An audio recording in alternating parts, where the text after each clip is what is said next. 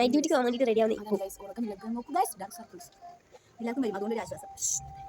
കഴിഞ്ഞോ ഒരിയും കഴിഞ്ഞോ ചൂടണം ചൂടുക ഒന്നുമില്ല നമ്മൾ ലിപ്സ്റ്റിക് ഒന്നും വിടാം ലിപ്സ്റ്റിക് ഒന്നും ഇടണ്ട ലിപ്സ്റ്റിക് കാര്യമില്ല ബിക്കോസ് നമ്മൾ മാസ്ക് ആക്കും മാസ്ക് മൊത്തം ലിപ്സ്റ്റിക് കാണാൻ കുറച്ച് കളവന്മാർ മാത്രമല്ല അതൊന്നും ലിപ്സ്റ്റിക് അല്ല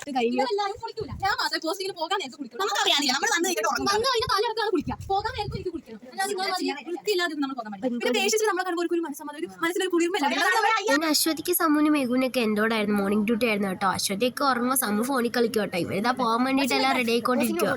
ബാഗൊക്കെ പാക്ക് ചെയ്തോണ്ടിരിക്കും കേട്ടോ.